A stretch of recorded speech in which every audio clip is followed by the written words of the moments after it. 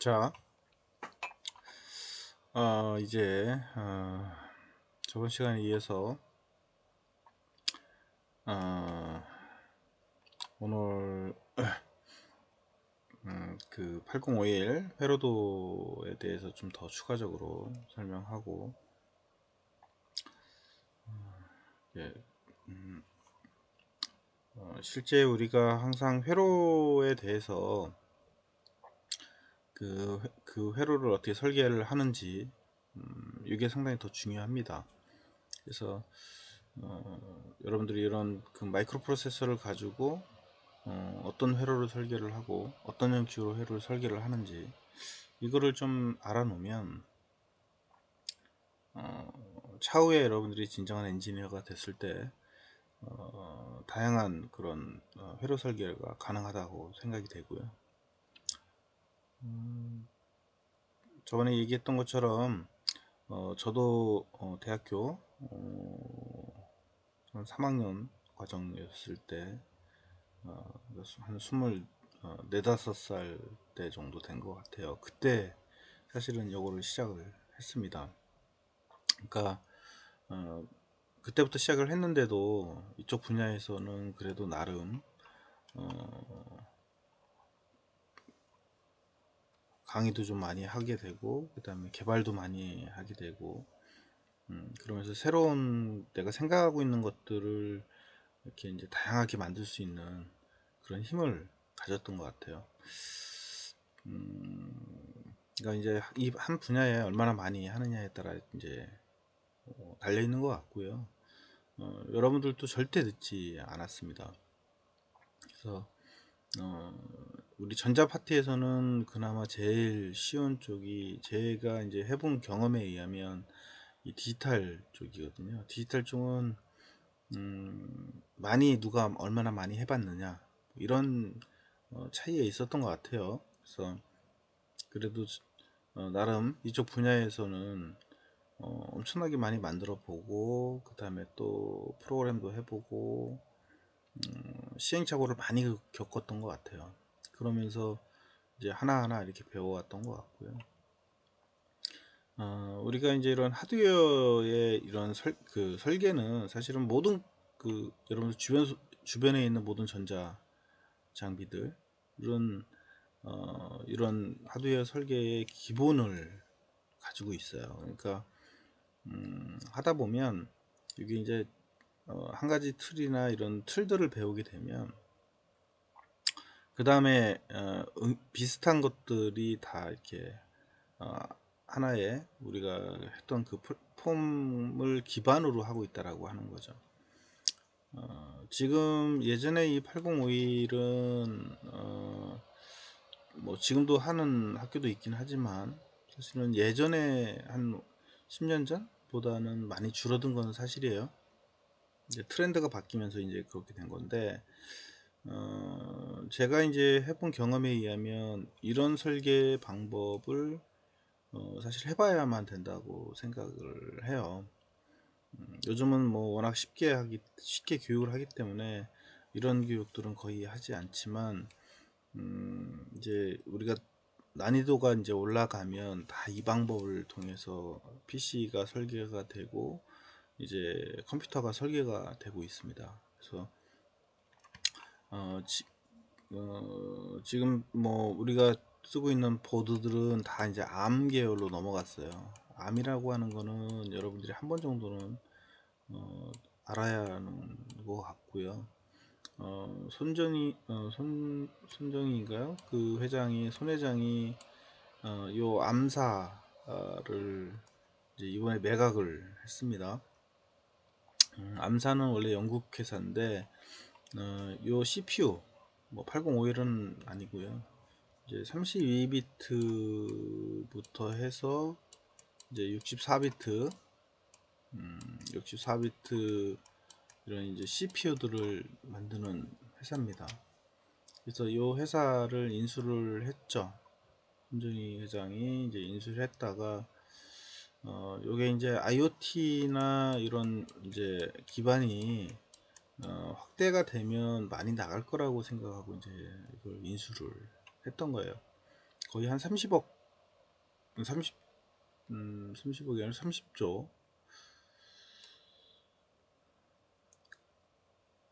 한 것 같아요. 근데 이제 요게 생각보다 두각을 많이 못 나타냈죠. 그래서 이번에 이제 이걸 엔비디아에다가 팔았어요. 그래서 이제 엔비디아는 지금 현재 이제 IoT뿐만 아니고 AI의 카메라, 우리 그 여러분들 그 노트북이나 이런 컴퓨터에 보면 NVDA자로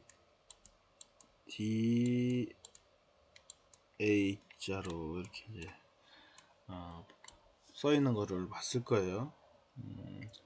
거의 지포스 뭐 이런 그래픽 관련 쪽 했던 회사인데, 얘들이 이제 요 프로세서의 시장에 뛰어든 겁니다. 그래서 이제 요 암사를 인수를 얘들이 하고, 앞으로 여기 플러스 이제 카메라, 영상, 영상 정보까지 이제 처리하겠다. 이제 그래서 이제 요 애들이 이제 크게 요 암사까지도 이제 확보를 한 거죠.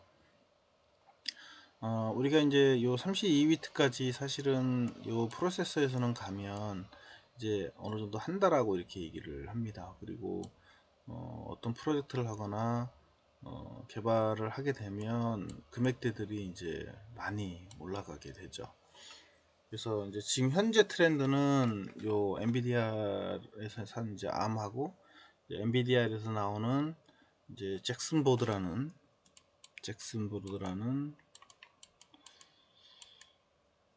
요 보드가 지금 이제 대세가 됐습니다. 그래서 앞으로 여러분들 시대는 요 잭슨 보드로 넘어가지 않았나 라고 생각이 들어요. 지금 라즈베리나 아두이노 시대는 이제 아주 기초적인 시대였고, 라즈베리 파이 시대는 이거보다는 좀 난이도가 높지만 이제 라즈베리 파이 시대가 있었고, 그 다음에 이제 잭슨 보드 시대로 넘어가면서 AI 인공지능 이쪽으로 이제 트렌드가 가고 있습니다. 그래서 이런 거는 여러분들 이름을 좀 알아놓고, 그리고 앞으로도 여러분들이 해야 할 그런 분야라고 생각이 되고요. 어쨌거나 이런 하드웨어의 설계가 기본이 되는 게 사실은 이 8051이라고 보시면 돼요. 저는 이제 이런 안보드 설계나 이런 쪽으로 많이 했었고 교육도 많이 했었는데, 어쨌거나 요 기반이 이쪽으로 넘어가는데 아주 기초적인 내용이거든요. 그래서 여러분들이 요 하드웨어 설계 방법을 좀 알아놓으면 도움이 될 것 같고요.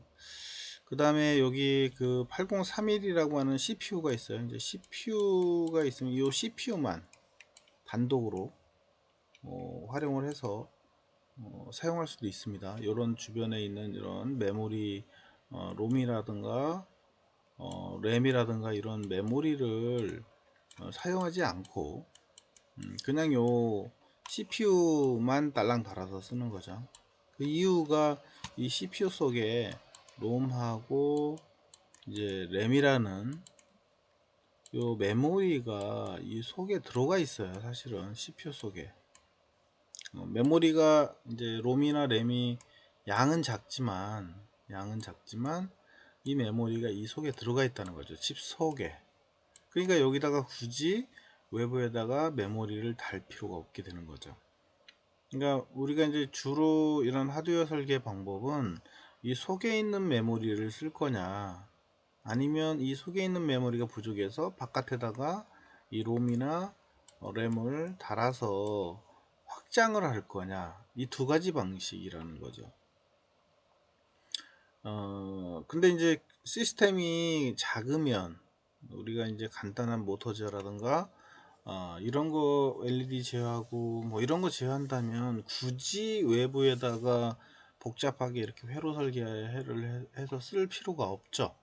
그냥 내부에 있는 메모리에다가만 우리가 작성한 프로그램 코드, 이제 C 언어나 이런 이제 프로그램을 짜서 그 코드를 이제 요 속에 롬 속에다 넣게 되는데, 그냥 단순하게 그냥 CPU 하나로만 달아서 쓸 경우는 이렇게 지금 시연에서 짠 프로그램을 혹은 이제 어스템에서 짠 프로그램을 어, 이제 컴파일해서 그거를 이 속에다 집어넣기만 하면 끝나는 거거든요. 그렇게 썼던 거를 이제 요 안에 있는 메모리가 요즘은 워낙 칩들이 좋아져서 이런 걸 원칩이라고 하는데 원칩 속에 들어가 있는 메모리가 계속 커져요. 그래서 사실은 요 칩 원칩 개념으로 써도 웬만한 거는 거의 다 제어가 됩니다. 그래서 이제 이 방법을 많이 택하고 있고요. 어, 이제 그래도 이제 한계가 있는 거죠. 우리 스마트폰이나 이런 것 같은 거는 데이터량이 너무 많고 그 다음에 화면도 또 구성을 해야 하고요.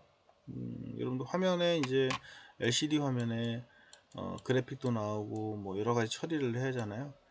그러면 여기 이것만 가지고는 이제 어렵은 거죠. 그리고 CPU 속도가 빨라지면서 엄청 빨라지면서 요 내부에 있는 것만 가지고는 메모리가 약해서 외부에다가 설계하는 방법으로 이제 가게 되는 거예요.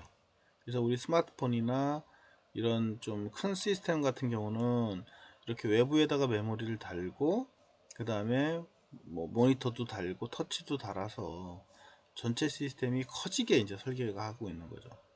그러니까 우리 프로세서 방향은 이렇게 칩만 써서 하는 방향도 배워야 하지만 전체적인 이런 시스템을 설계하는 것도 해봐야 한다 라고 하는 거고요. 그 다음에 아까 얘기했던 것처럼 우리 이제 이런 칩만 쓰는 분야들은 주로 이제 여러분들이 많이 썼던 라즈베리 파이, 아두이노, 아두이노를 기반으로 하면 아두이노는 거의 다 이 기반으로 쓰고 있는 거예요. 그러니까 뭐 메모리가 있고 칩만 딸랑 달아서 쓰고 있는 거죠. 그래서 요는 조금만 배우면 기본적으로 이제 다 할 수 있는 범위라고 보시면 될 것 같고요. 요보다 이제 약간 업그레이드 돼서 나온 게 이제 32비트 중에 암 계열의 떴던 건데 그게 이제 라즈베리 파이가 라즈베리 파이 라즈베리 파이 보드가 이제 그 역할을 했던 겁니다. 그래서 라즈베리 파이로 가면은 이제 화면 구성도 하고 여기에 이제 OS도 플러스 같아요. 이제 여기다가 우리가 OS가 플러스가 되죠. 여기는 물론 RTOS도 포함이 되긴 하지만 RTOS를 쓸 일은 그렇게 많지는 않아요. 어쨌거나 OS 기반으로 쓴다기보다는 그냥 펌웨어라고 하는 펌웨어 기반으로 사용하는 분야라고 보시면 될 것 같고요. 이쪽은 이제 OS 기반으로 해서 뭔가 사용되는 그런 시스템이다 이렇게 보시면 될 것 같아요. 그래서 이제 이렇게 외부에 이제 하드웨어를 설계해서 하는 개념은 이제 또 다른 분야가 돼요. 그렇지만 이렇게만 써서는 안 되고 라즈베리 파이는 거의 이렇게 하드웨어 설계보다는 이쪽은 이제 OS 기반으로 썼던 거고요. 실질적으로 이제 장기적으로 보면 이런 하드웨어 설계 쪽도 알고 있어야만 된다고 이제 보고요. 그래서 우리가 8051이 이렇게도 쓸 수도 있고 그 다음에 이렇게 시스템처럼 전체를 설계해서 쓸 수 있는 두 가지 개념으로 쓸 수 있기 때문에 8051을 꼭 하면 아까 얘기했던 것처럼 두 가지 시스템의 설계 방법을 배우게 되는 거예요. 그래서 제가 좀 안타까운 게 이런 방법들은 우리가 꼭 배워놔야 하는 부분인데 실질적으로 외부에 이렇게 설계하는 거는 이제 학교에서나 학생들이나 너무 어려워하니까 이 부분을 빼버린 겁니다. 다 빼고 요 칩 하나로 달라서 설계해서 교육하는 방법으로 바뀌었고요. 그러다가 보면 그것도 좀 힘들어서 그냥 아두이노 플랫폼 기반으로 해서 프로그램만 배우는 개념으로 바뀌었습니다. 그래서 요즘 이제 학생들이 대체적으로 이런 하드웨어 설계 쪽을 잘 못해요. 좀 잘 해야 하는데 트렌드가 이렇게 가면서 이제 이렇게 배울 수 있는 그런 기회가 다 사라진 거죠. 그래서 여러분들이 이제 만약에 이런 분야에 좀 더 하고 싶다 라고 하면 아두이노로 해서 뭐 LED 깜빡이고 뭐 모터 하나 돌린다고 해서 잘하는 게 아니라는 거죠. 진정으로 이런 하드웨어를 하려면 이 하드웨어 설계가 왜 그런 거고, 그 다음에 외부에 메모리를 달았을 때 왜 달아야 하는 거고, 다를 때는 어떻게 달아야 하는 거고, 요거를 배워야 하는 거죠. 그나마 이제 이 책에서는 그 부분까지 이제 설계, 회로 설계까지도 이제 포함이 돼 있어서 언급은 좀 해드릴 수는 있어요. 근데 얘가 이제 메인이 아니다 보니까 실질적으로 다 프로그램 넣고 이렇게 돌려볼 수는 없는 상황인 거죠. 그래서 혹시나 여러분들이 차후에 이쪽 분야에 더 관심이 있고 더 깊게 해보고 싶다 라고 하면 그런 파트까지도 좀 여러분들이 배웠으면 하는 생각을 갖고 있습니다. 전체적인 그림은 그렇고요. 그러면은 저번에 이제 우리가 요 부품들을 이제 올려놓는 것까지는 했었고, 그 다음에 여기에 일부 이제 리셋 회로라든가, 그 다음에 이제 그 뭐야 그 크리스탈 클럭 회로 요거까지는 이제 붙였던 거죠. 그래서 오늘 이제 요 회로를 완성하는 데까지 이제 진행을 할 겁니다. 그래서 여러분들이 한 번 정도 다 들어서 실제 뭐 내가 직접 한다기보다는 요거를 왜 해야 하고 어떤 방식을 통해서 하는지를 좀 잘 이해를 해놨으면 좋겠고요. 여기에 나와 있는 이 메모리는 제가 뒤에서 다시 메모리나 각 부품에 대해서는 데이터 시트를 찾아서 보여드릴 겁니다. 그래서 거기에서 이제 어떤 특징을 가지고 있고 얘가 어떻게 동작을 하는지에 대한 설명까지도 좀 드리려고 합니다. 그래서 그 부분은 여러분들이 계속 반복해서 들을 수가 있으니까 만약에 이해 안 가더라도 한 번씩 돌려서 계속 보고 좀 숙달을 좀 해놨으면 좋겠어요. 차후에 우리가 이거를 직접 만들든 안 만들든 그거는 이제 여러분들이 필요할 때 추가해서 하면 될 것 같고요. 전체적인 그림은 이해를 해놨으면 좋겠고요. 각각의 용어들도 좀 알아놨으면 좋겠고, 흐름이 현재 어떻게 가는지 이것도 좀 잘 알아놨으면 좋겠습니다. 그래서 지금 현재는 이제 이런 흐름으로 가서 최종적으로는 요즘은 잭슨 보드로 갔다. 그리고 영상까지 잭슨 보드에 포함돼서 인공지능을 탑재를 시켜서 학습을 시키는 그런 영역까지도 이제 이쪽으로 옮겨져 가고 있습니다. 얘들은 기본적인 OS 그 하드웨어의 플랫폼은 거의 제공돼 있어요.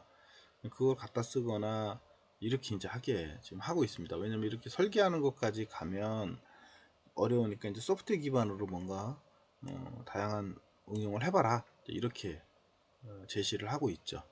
그래서 여러분들 시대는 앞으로 이렇게 갔으니까 전반적인 거를 좀 배워서 이쪽 분야로 갈 수 있는 그런 가서, 그리고 여러분들 경쟁력을 키워서 어느 분야에서나 다양한 거를 해볼 수 있도록 이렇게 했으면 좋겠고요. 자, 그러면 저번에 우리가 했던 것처럼 이제 요 회로를 좀 보도록 그렇게 하겠습니다. 그래서 요 각각의 부품들하고 그 다음에 여기 이제 우리가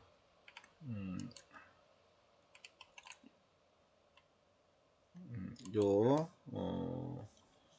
그 크리스탈이라든가 요 회로도 이 부분은 저번 시간에 우리가 다 설계를 했었어요. 그래서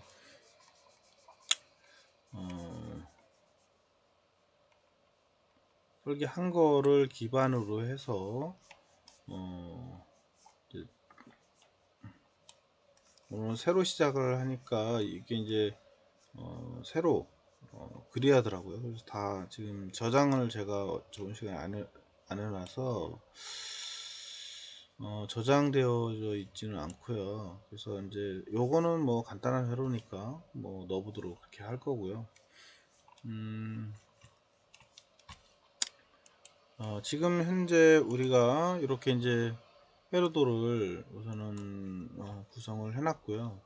항상 요 회로는 이 하드웨어 하는 데 있어서 아주 기본적인 부분이에요. 그래서 우리가 꼭 알아놔야 하는 부분이라고 얘기를 했었고요. 그래서 이제 클럭이라고 하는 거는 모든 CPU에는 다 들어가 있습니다. 여기서 우리가 또 알아놔야 할 게 뭐냐면 클럭의 중요도는 저번 시간에 다 얘기를 했었고요. 그죠?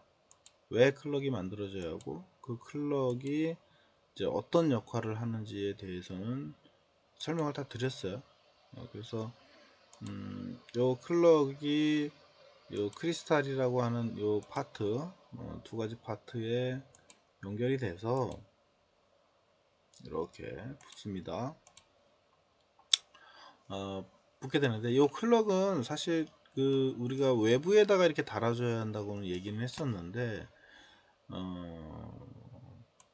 굳이 외부에 달 수 있는 건 아니에요. 요즘 나오는 칩들은 내부에 내장이 돼 있습니다. 그래서 요게 굳이 외부에다 이렇게 안 달아도 내부에 요게 칩 속에 다 들어가 있어요. 그래서 내부에서 발진을 시켜도 되게 이렇게 이제 되어져 있습니다. 그러니까 그 우리가 이제 항상 외부에다가 이렇게 뭔가 단다라고 얘기를 이제 하는데요. 굳이 그렇게 할 필요는 없다. 그것도 시스템마다 약간 다르게 이렇게 이제 되어져 있습니다.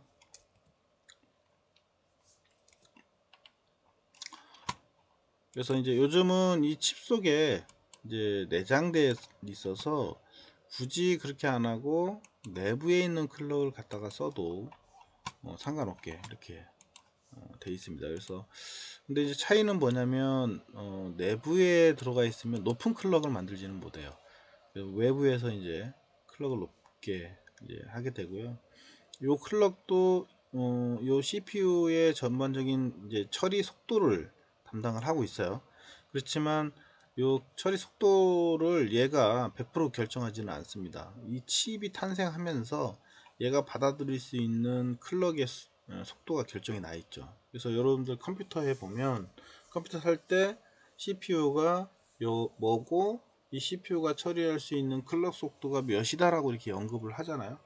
그 클럭 속도가 높으면 높을수록 사실 컴퓨터가 빠른 건 사실이에요. 그렇지만 얘가 빠르다고 해서 컴퓨터가 100%다 그대로 따라가느냐 그건 아니라는 거죠. 요 칩 하나하나 뒤에 있는 칩들도 처리되는 속도가 다 결정 나 있습니다. 무조건 막 다는 게 아니고 뒤에 있는 이런 메모리라든가 얘들도 메모리 등급에 따라서 처리 속도가 달라요. 그러니까 얘는 아주 빠른데 얘가 좀 느린 메모리들을 썼다라고 하면 처리 과정에서는 느릴 수밖에 없는 거예요. 그래서 우리 하드 설계를 할 때는 CPU도 마찬가지지만 요 주변에 있는 소자들도 그 속도에 맞는 거를 써줘야만 얘가 속도가 빠른 거다. 그래서 예전에 이제 컴퓨터 설계를 할 때 CPU는 엄청 좋은 거를 끼워놨는데 주변에 있는 메모리나 이런 것들은 속도가 낮은 걸 끼워놔요. 비싸니까. 그렇게 해서 가격이 이제 다운 시켜서 가격에 맞춰줬죠 컴퓨터를. 그래서 항상 설계를 할 때는 그 전반적인 속도를 높이려면 이제 그렇게 구성을 해야 한다는 거. 그리고 그래서 이제 내부에 있건 외부에 있건 상관이 없습니다. 그렇지만 주로 외부에다가 달아서 많이 설계를 하고 있죠. 자, 그리고 요 리셋 해로는 저번에 우리가 설명을 다 드렸습니다. 그래서 얘 8051 뿐만 아니고 모든 컴퓨터에서는 똑같이 사용을 하고 있었죠.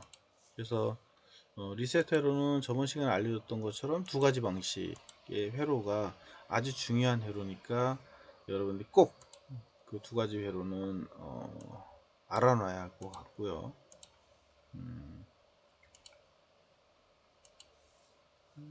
그리고 이제 하드웨어 설계를 할 때는 얘뿐만 아니고 이제 8051이 그 아두이노든 저 뭐 잭슨 보드든 모든 보드들이 요 리셋 회로를 다 가지고 있어요. 공개가 안 돼 있는 것 뿐이지.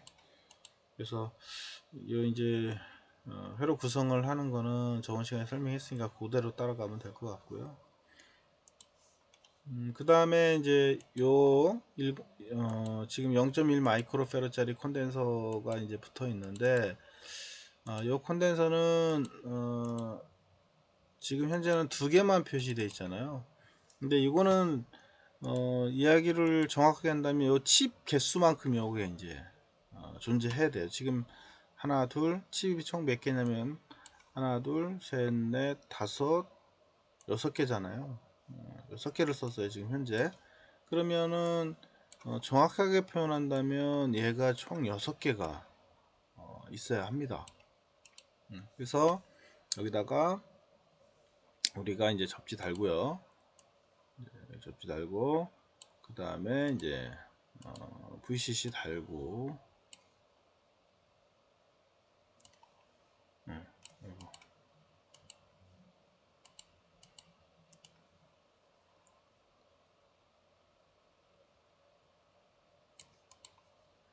이렇게 달았잖아요. 이렇게 달고 요게 총 6개가 있어야 한다는 거죠. 원래는 이렇게 해서 하나, 그 다음에 베이스트 6개 이렇게. 좀 더 정확하게 표현한다면 요게 이제 사실은 맞는 말이에요. 책에서도 그것까지는 언급을 안 했는데 어쨌거나 이렇게 콘덴서가 6개 정도 있어야 한다. 이유는 요게 이제 요 각 칩마다 플러스 마이너스 전원 사이에 끼겨 넣어라 라고 하는 거라고 얘기를 했었죠. 여기다가 이제 부품 하나하나를 이렇게 놓았지만 이거 이제 예전에는 한 곳에다 몰아서 이거를 붙여놓는 사람들이 있었다라고 얘기를 했었죠. 그 말이 아니고 얘는 얘 거, 얘는 얘 거, 얘는 얘 거 이렇게 하나씩 골라 쓰는 형태를 취해야만 된다. 이렇게 이제 얘기를 했었고요. 자, 그러면 이제 여기서 우리가 지금 현재 여기까지 설계가 됐었고요. 그 다음에 이제 우리가 메모리랑 다 부품을 다 불러왔는데 이 부품은 앞전에 얘기했던 것처럼 74LS 373은 레치다. 레치. 용어는 좀 알아놓으라고 얘기를 했었죠. 그래서 우리가 레치라고 하는 놈은 이제 레치를 한번 좀 열어볼게요. all data shift.com 이렇게 누르고요. 74LS 373 74LS LS373 자, 이제 이렇게 치면 이제 레치가 뜨고요. 모양은 이렇게 생겼대요. 이렇게 지금 세 가지 타입. 근데 뭐 얘하고 얘는 거의 비슷한 것 같고요. 그죠? 이제 얘하고 얘가 차이죠. 하나는 이렇게 이제 SOIC 타입이라고 해서 바닥에 직접 붙여가지고 납땜하는 타입. 그 다음에 요거는 이제 구멍을 뚫어서 납땜하는 타입. 이렇게 두 가지가 나눠져 있고요. 그러니까 요걸 쓸 건지 이걸 쓸 건지는 우리가 선택을 해야 되겠죠. 뒤에 이제 J하고 N은 여기 이제 나와 있네요. 세라믹 타입이냐, 플라스틱 타입이냐, 라는 차이라고 하네요. 그 얘가 이제 어떤 재질로 만들어졌느냐. 그런 차이인 것 같고요. 그 다음에 이 안에 들어갔더니 핀 번호는 지금 이렇게 돼 있고요. 1번, 2번, 3번 해서 쭉 돼 있고,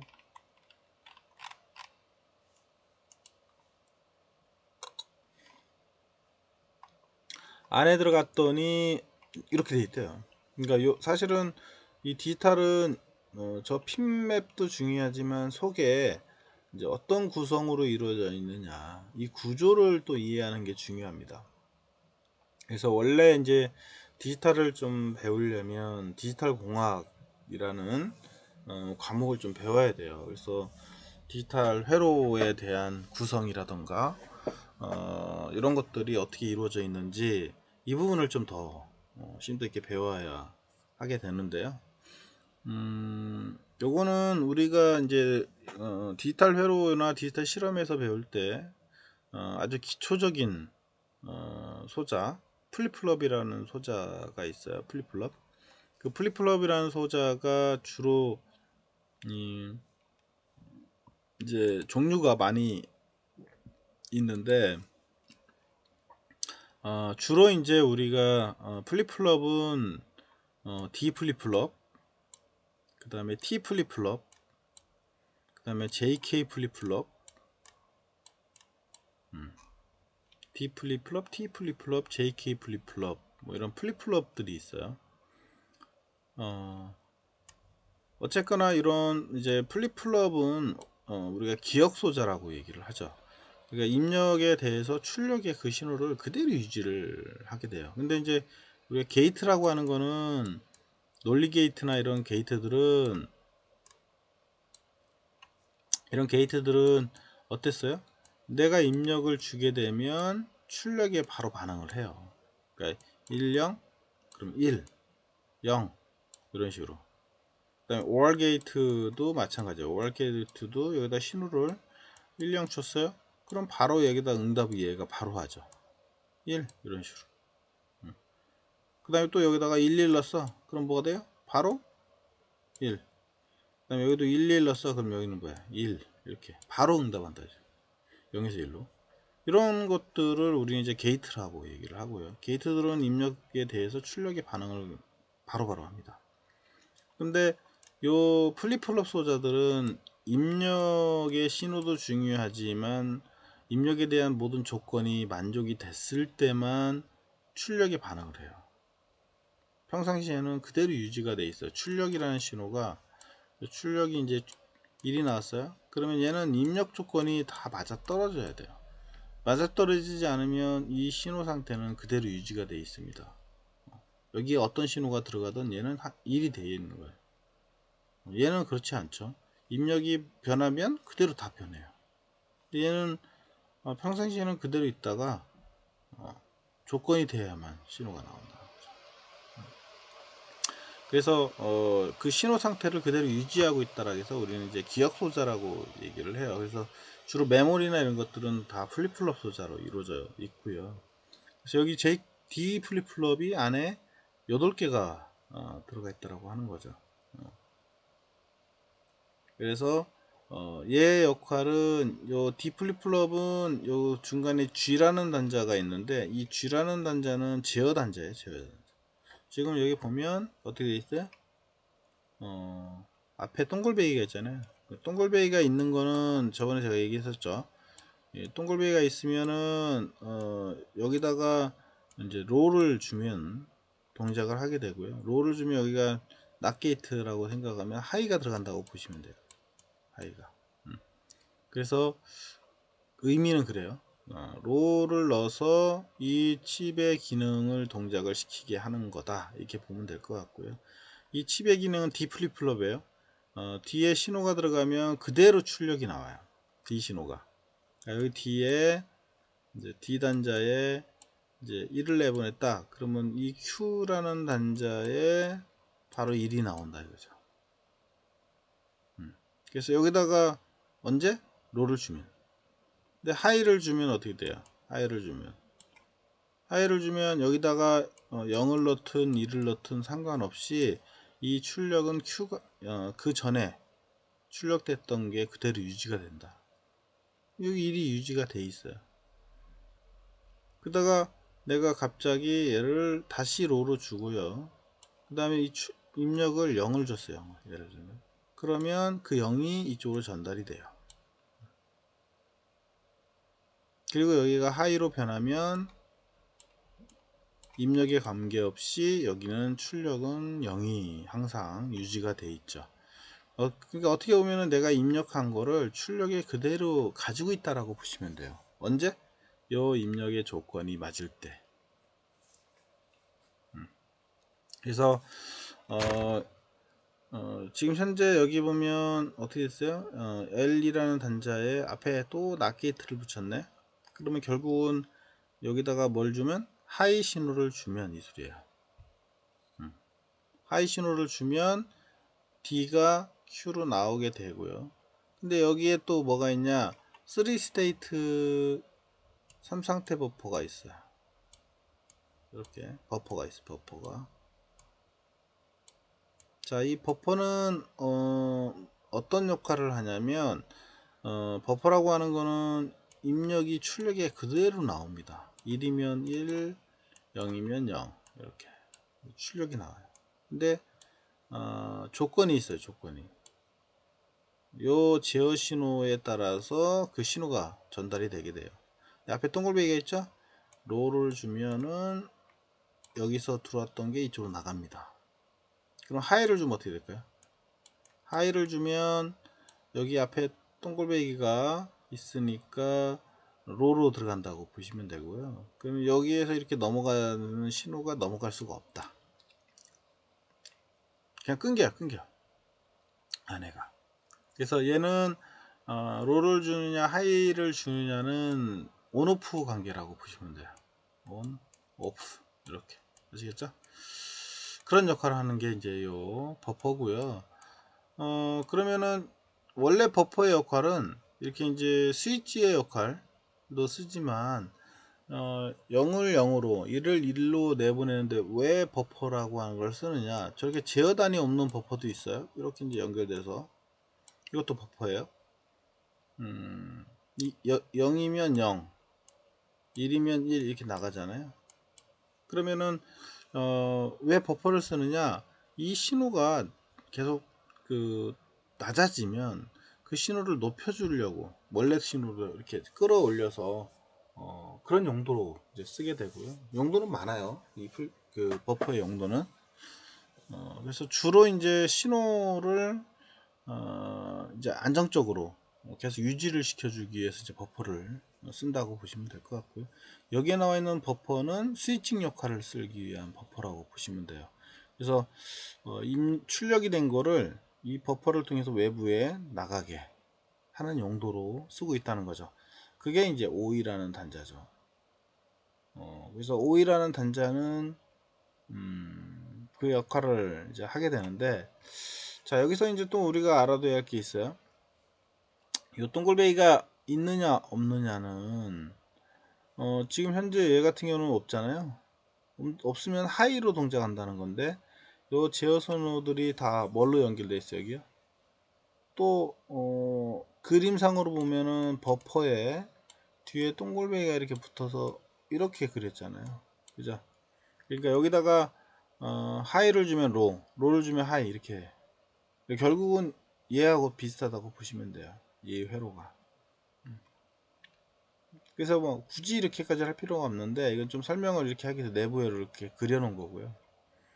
그 역할이 뭔 역할인지를 알아뒀으면 좋겠고, 요 Q 바로 해놨잖아요. Q 바로 해놨다라고 해서 하는 거는 앞에 낫 게이트가 있으니까 Q로 나온다 이 얘기예요. 그러니까 요 Q 바도 원래는 우리 플루플럽에서는 두 가지 단자가 있어요. Q하고 그 다음에 Q 바라는 게 있습니다. 두 가지가 이렇게. Q는 1이면 Q 바는 0이다. 반대 신호가 나오게 돼 있어요. 그 다음에 여기가 0이면 여기는 1이 나오고 이렇게 두 가지로 뭐큰 의미는 없습니다. Q나 Q바나 상관이 없는데 여기서는 지금 Q바로 나왔다라고 하는 거는 또 여기 낫 게이트를 통해서 갔기 때문에 Q로 나온다. 라고 하는 거 의미입니다. 큰 의미는 없습니다. 그거는 원래 신호 그대로 나온다 이 소리예요. 그렇게 이제 단순한 구조로 되어져 있다 라고 하는 거죠. 그래서 다시 말하면 얘는 요 두 가지의 조건 신호를 가지고 D에 입력된 게 Q로 나온다 라고 하는 거예요. 그래서 위에 우리가 이제 중요한 거는 요게 중요한 거죠, 사실은. 이렇게. 자, 이게 무슨 말이냐면 LE하고 OE가 하이하고 로가 들어갔을 때 D로 들어간 게 Q로 나온다. 이 소리예요. 그 다음에 똑같죠? 여기도 보면 볼게요. 여기도 이 경우하고 이 경우 똑같죠? 입력 조건이. 그때 로면 그러니까 하이면 하이가 나오고요. 그 다음에 로면 로가 나온다. 이 소리예요. 이해 가죠? 근데 이번에는 뭐예요? 이게 바뀌었어요. 로로로. 그러면 어떻게 돼요? 입력이 하이던 로던 이 X라고 하는 거는 여기가 하이나 혹은 로다 이 소리예요. 록은 출력은 뭐다? 출력은 앞전의 Q 상태가 그대로 유지가 된다 이 소리예요. 그러니까 앞전 출력된 상태가 그대로 유지가 돼 있다.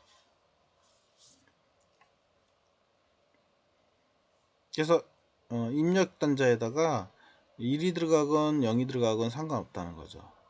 항상 출력은 그 앞전에 출력된 상태가 유지가 된다 이 소리고요. 그 다음에 이번에는 X하고 H야. L2가 X야. 1이든 0이든 상관없어요. OE가 하이면 그때는 입력에 관계없이 입력이 X가 입력이 하이든 로가 들어가던 출력은 Z다. Z는 뭔 말이냐면 여기 보면 하이 임피던스라는 용어가 나와요. 이게 무슨 말이냐면 하이 임피던스는 저항입니다. 저항. 그러니까 하이라고 하는 건 높다 이 소리예요. 저항값이 아주 높다.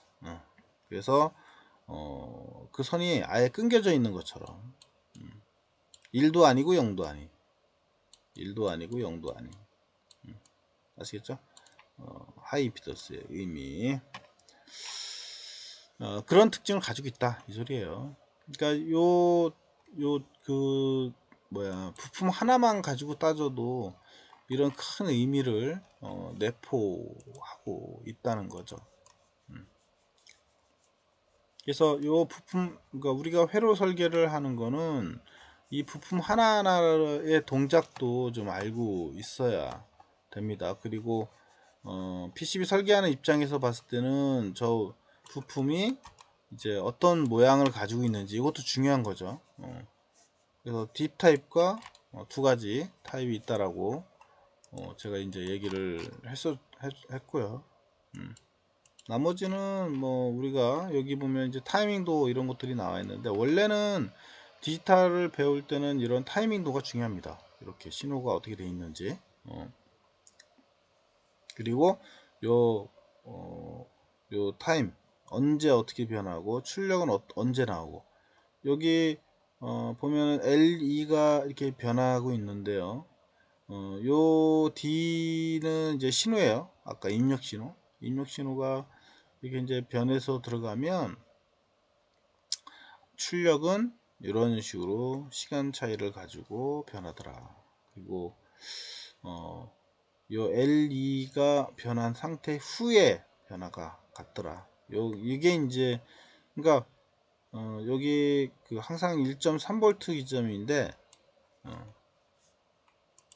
요 시점에 변화를 갖는다 이 소리예요. 근데 바로 변화를 갖는 게 아니고 좀 더 있다가 출력이 변화를 한다. 사실은 이제 우리 디지털에서는 이런 타이밍도라고 하는 거거든요. 이게 이 타이밍도가 상당히 중요합니다. 어느 시점에 어떻게 변하고 있는가. 그래서 요거를 잘 볼 줄 알아야 우리가 디지털을 제대로 할 수 있다라고 이제 얘기를 많이 합니다. 지금 뭐 우리가 이걸 깊게 배우는 시간은 아니니까, 아, 디지털에서는 저런 거가 상당히 중요한 의미를 갖고 있구나, 뭐이 정도까지만 알고 있으면 될 것 같습니다. 그래서 이렇게 지금 타이밍도들이 나와 있죠. 얘는 상당히 친절한 거예요, 지금 이렇게 나오는 게.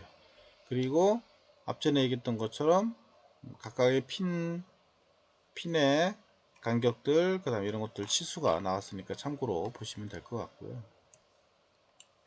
자, 그렇게 해서 이제 얘 얘기했고요. 그 다음에 여기 27256, 여기도 마찬가지로 이제 27256 이렇게 치면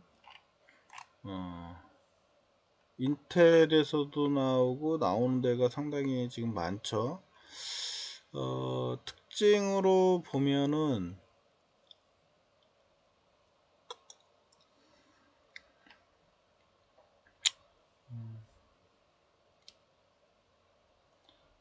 음, 64kg UV 이레저블 P롬이라고 나와있네요. 프로그래머블 롬이라는 겁니다. 한번 열어볼게요. 열어보면 이렇게 생겼고요. 구조는 저기서 뒤쪽에 있나, 타이밍도 나왔고요.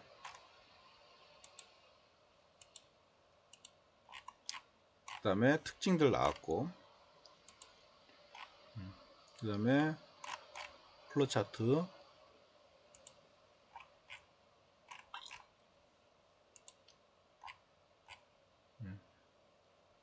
그 다음에 이제 CPU 칩 내용 좀 나왔고요. 이렇게 있네요. 6264. 자, 이거는 롬이고요. 롬은 이제 우리가 그 프로그램을 넣는 메모리고요. 얘는 그 메모리의 위치를 우리가 알려야 하기 때문에 뭐가 필요하냐면 어드레스 라인이라는 게 이제 필요합니다. 어드레스 라인은 이 부분이에요. 이 부분 여기. 그 다음에 데이터 라인. 데이터 8비트죠. D0에서부터 D7번까지 총 몇 개? 8비트. 그래서 우리가 이거는 8비트의 데이터를 가지고 있다 라고 하는 거고요. 그 다음에 이제 어드레스 0번에서부터 14번까지 존재하는 거고요. 근데 여기 얘 CPU로 보면 여기 보여요. 여기가 지금 AD 라고 써 있잖아요. AD 0번에서 AD 어디까지? 7번까지 이렇게 있다 이 소리예요. 그 다음에 이 뒤에 있는 거는 A8에서부터 A15번까지, A8에서부터 A10 15번까지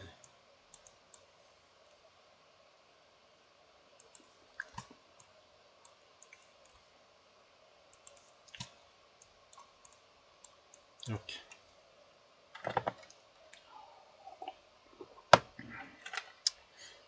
자, 그러면 요거 살펴보면 얘를 다시 분리하면 원래는 A0에서부터 A7번까지 이 소리고요. D0번에서부터 D7번까지 있다는 소리고요. 그 다음에 뒤에 A8에서부터 A15번까지 있다 이 소리예요. 그러니까 밑에 거는 이 두 개를 같이 병행해서 쓴다 이 소리예요. 이거 의미가 여기에 AD 이해 가요? 그 다음에 위에 거 합치면은 A0에서 A15번이다 이 소리고요. 밑에만 따지면 D0에서 D7번이다. 다시 말하면 데이터는 8비트라는 소리고요. 그 다음에 요게 어드레스예요. 이게 어드레스.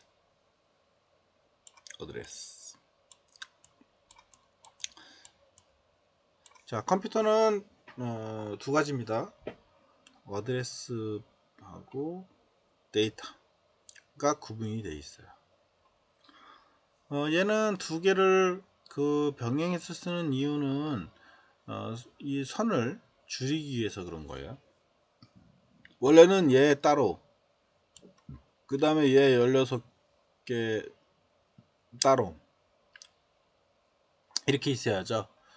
근데 그렇게 하면 선이 더 많아져야 하잖아요. 그래서 요 같이 쓰는 거야, 이 핀은. 이렇게 해서 데이터도 나오고 어드레스도 나오고 이렇게.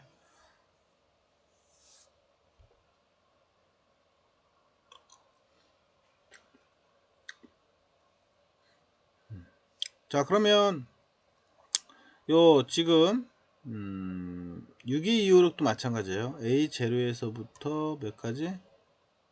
A14번까지 데이터 그 다음에 8개 이렇게 되어 있는 거예요. 자, 그러면은 중요한 건 뭐냐면 어드레스와 데이터는 동시에 나오지는 않아요.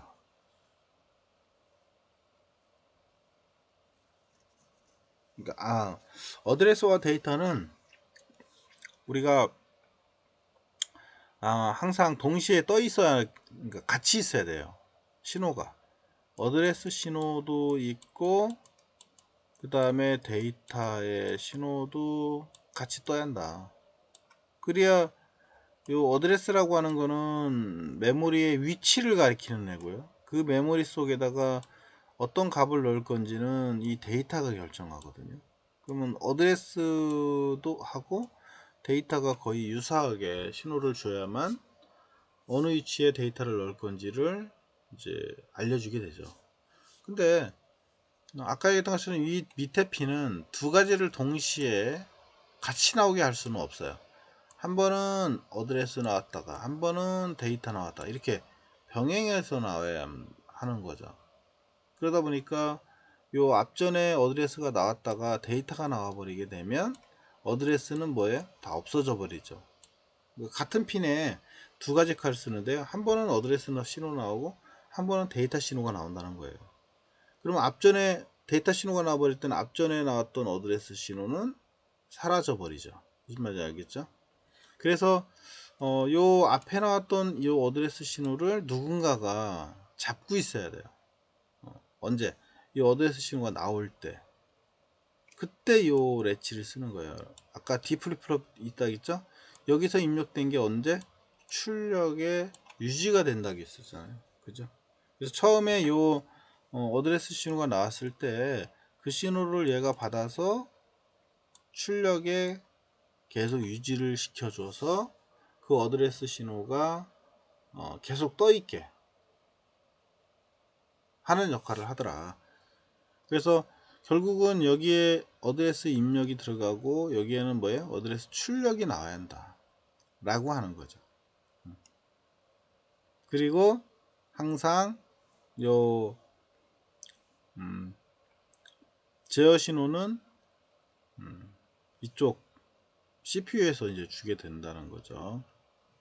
그래서 중요한 거는 이제 각각 핀들을 연결을 해야 한다. 그래서 어드레스하고 여기 출력이 나오는 거는 당연히 뭐야?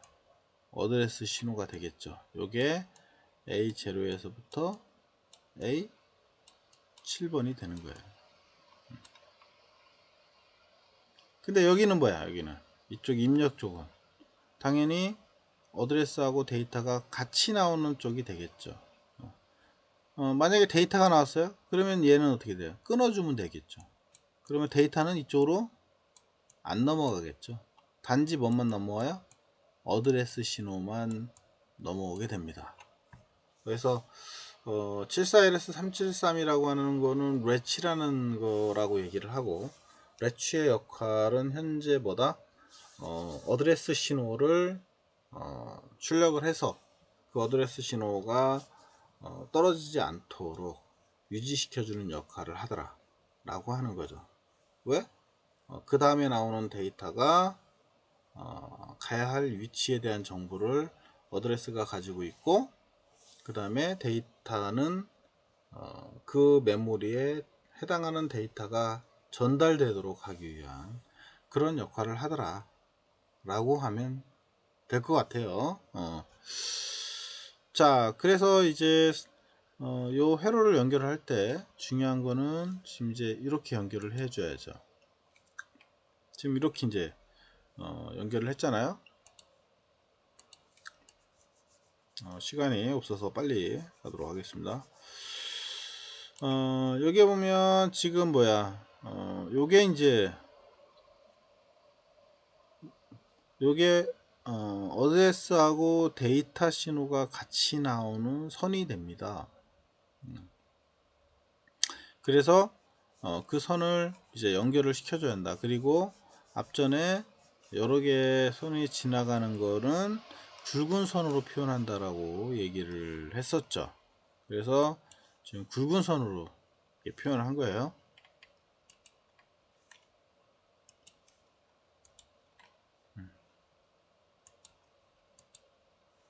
그리고 각각의 데이터 선들이 이렇게 같이 이제 들어가는 것처럼 굵은 선 안에 들어가는 것처럼 표현한다고 얘기를 했었죠. 그렇게 해서 이제 회로를 꾸민 거예요, 이렇게. 근데 여기 보면 요 신호가 어떻게 했어요? 이쪽으로 거쳐서 데이터가 들어가서 어떻게 이쪽으로 신호가 나오죠.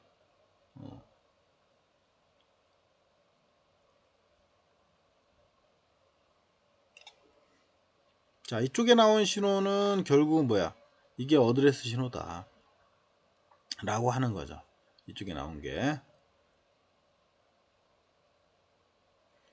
그래서 A0에서부터 A7번이 여기다 표현을 해 놓은 거예요. 그 다음에 이쪽에 들어가는 거는 뭐다? 어드레스 신호다.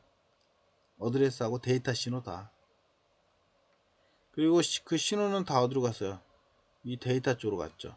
자, 그런데 여기서 나오는 신호가 뭐라 했죠? 어드레스도 나온다 했잖아요. 그 어드레스가 나와서 가도 얘들은 출력을 해낼 수가 없어요. 여기에 나온 어드레스 신호도 이 속으로 안 들어가요. 왜? 이 칩이 동작을 하도록 해야만 여기 신호가 나왔던 게 속으로 들어가는데 그 신호가 없으면 뭐 거기다 라인에다가 어드레스든 데이터든 줘도 의미가 없는 거죠. 그래서 회로를 이렇게 이제 연결을 한 겁니다. 자, 한번 연결해 볼까요? 이렇게 해서 굵은 선으로 표현하고요. 이걸로 우선은 이렇게 해서 이렇게 했고요.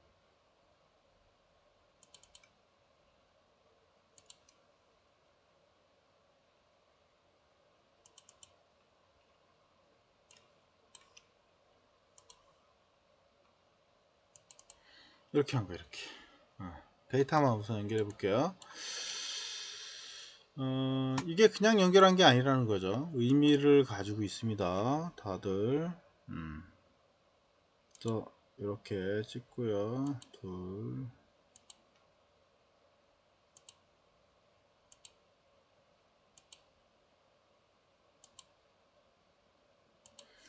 자, 이렇게 찍고요. 그 다음에 여기도 찍고요.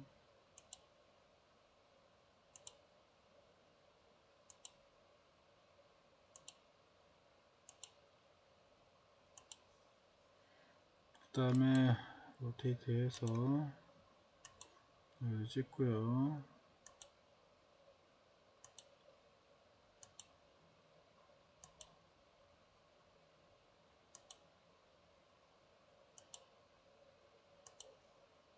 그 다음에 여기도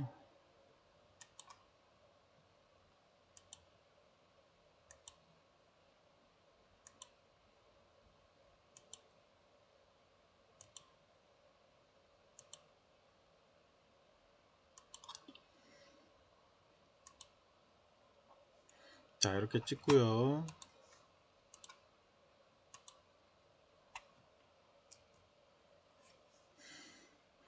얘를 당겼다가 다시 쭉 당길게요. 여기도 붙였다가 쭉 당기고요. 여기도 붙였다가 쭉 당기고요. 여기도 붙였다가 쭉 당기고. 자, 이렇게 된다는 거죠. 이렇게. 그래서 이제 여 위에다가 글자를 쓰겠습니다. 데이터 0에서부터 데이터 7번까지. 근데 사실은 여기는 아이고 데이터만 나오지는 않아요. 어드레스 신호도 당연히 나오게 됩니다. 이렇게.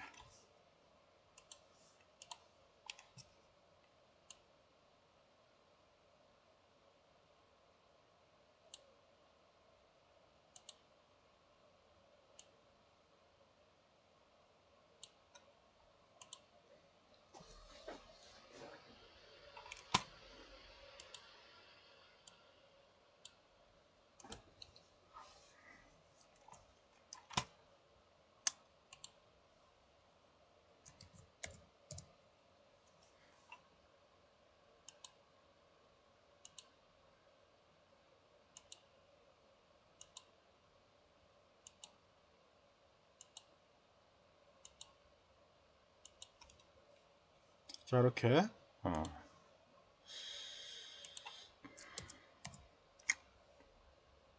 네트 이름을 써서 이렇게 똑같이 잡아주면 됩니다. 이렇게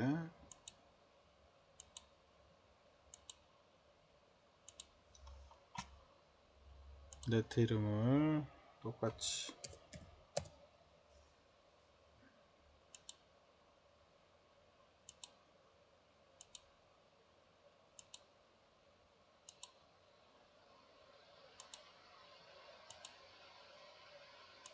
자, 이렇게. 자, 이렇게 해서 이제 데이터 라인을 다 연결을 했어요.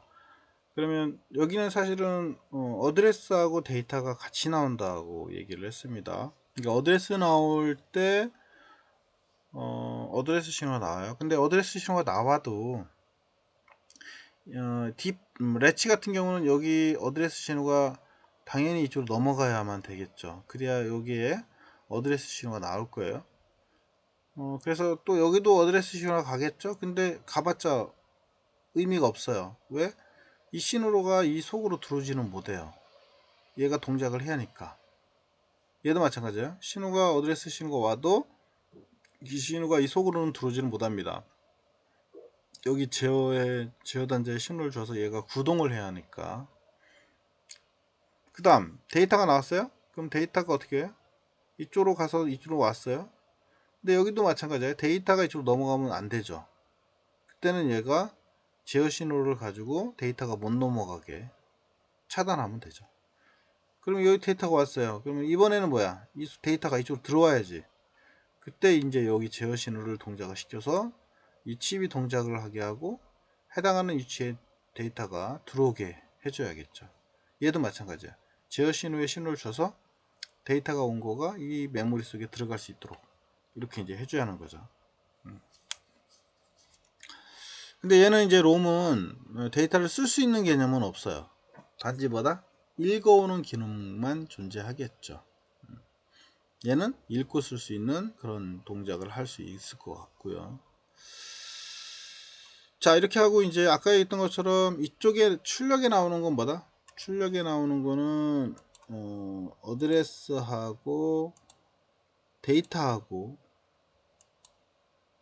구분돼서 이제 나오게 되는데, 이 출력은 당연히 어드레스가 나온다고 얘기를 했었죠. 이게 나와요. 그래서 이 단자는 어드레스 0번에서부터 이제 신호가 여기에 나옵니다. A0, A1, A2, A3, A4.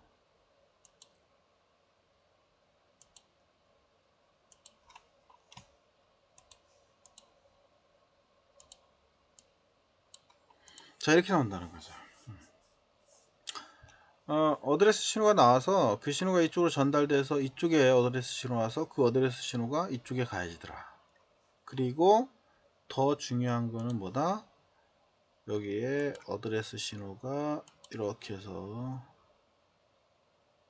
이렇게 이제 연결이 돼야 하는 거죠. 그래서 원래는 이제 요 선을 여기다 연결을 해서 얘를 이쪽에다 태워서 보내야죠. 이렇게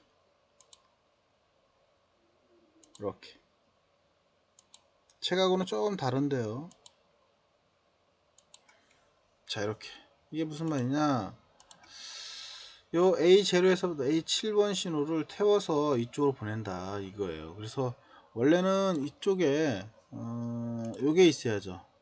요거를 붙여서 로테이트 돌려서 이렇게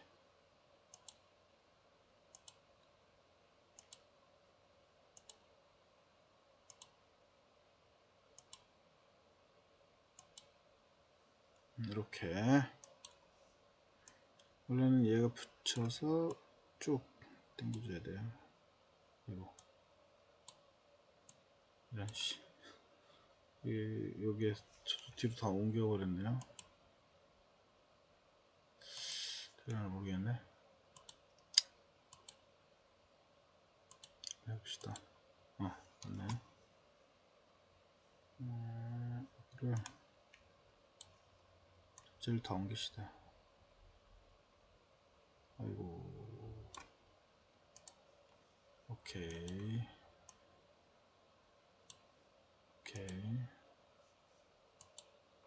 그 다음에 됐죠? 그 다음에 여기가 A0에서부터 여기가 A0, A1, A2, A3, A4, 5, 6, 7.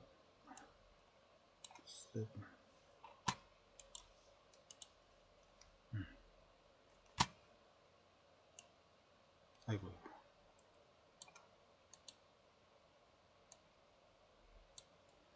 이렇게 가죠? 이렇게 돼야 한다는 거죠. 요 어드레스 신호가 여기에도 가야지만 얘 타고서나 이쪽에도 어드레스 신호 가야 하는 거죠. A0에서 A7번 이렇게. 그래서 요 74LS373의 레치가 하는 역할이 뭐다 라고 하는 거, 이거는 좀 알고 있었으면 좋겠습니다.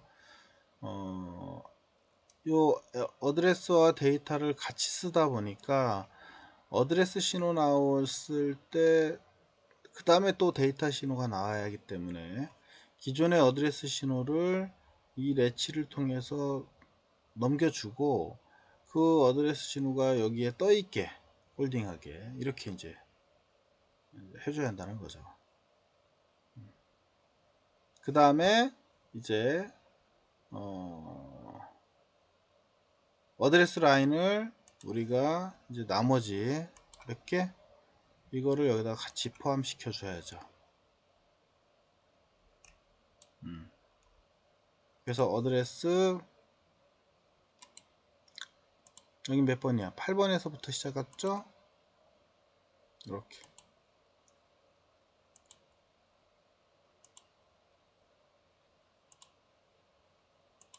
자, 우선 연결할게요. 이렇게 해서 얘가 이쪽으로 건너가네요. 그래서 전체를 잡고 시작할게요. 이거 붙이고 그 다음에 얘를 당겨 조금만 공간을 줄게요.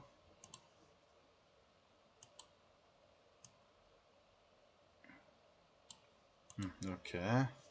자, 그러면 여기가 지금 A8에서부터 시작하겠죠. 여기 A8, A9, 10, 11, 12, 13, 14, 15 이렇게. 자, 어드레스 라인이 이렇게 갔고요. 그 다음에 나머지도 이제 연결을 해줘야겠죠. 어떻게 연결하냐면 이제 여기 하나,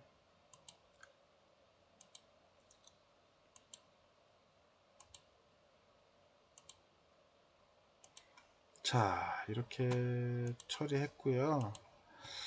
얘를 붙였다가 다시 좀 당길게요. 이렇게 이렇게 됐고요. 아유, 선들이 좀 이상해졌네. 우선 여기만 완성시킬게요.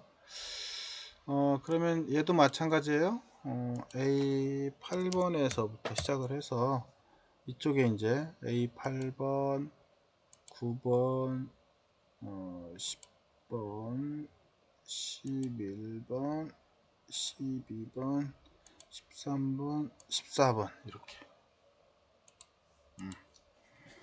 그러면 여기 지금 A8에서부터 14번이 있는데 15번까지는 안 썼어요. 14번까지만 여기로 연결시켜서 여기다 붙인 겁니다. 나머지 여기도 당연히 연결을 시켜줘야 하겠죠.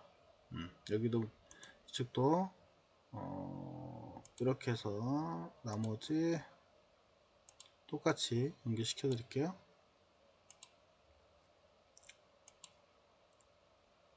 왜 이렇게 연결하는지 그거를 알아야 돼요.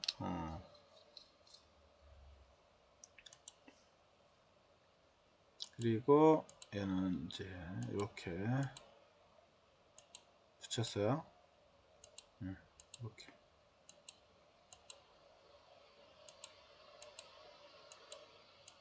이렇게 연결을 했고요.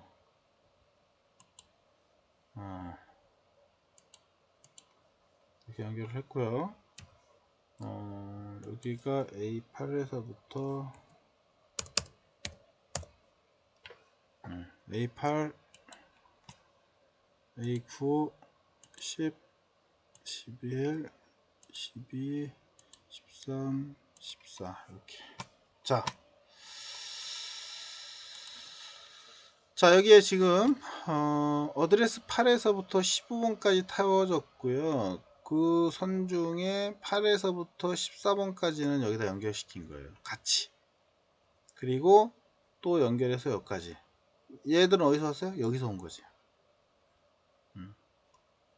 이 선 안에는 지금 현재 우리가 A 어드레스 0번에서부터 15번까지 태워서 간다. 예. 그래서 여기다 땅 찍어주고요. 그 다음에 데이터는 D 대괄호 열고 0 쓰고 점점 찍고 7까지 대괄호 닫고 이 가운데 있는 점점 점 두 개입니다. 찍고 땅 이렇게 하면 되겠죠.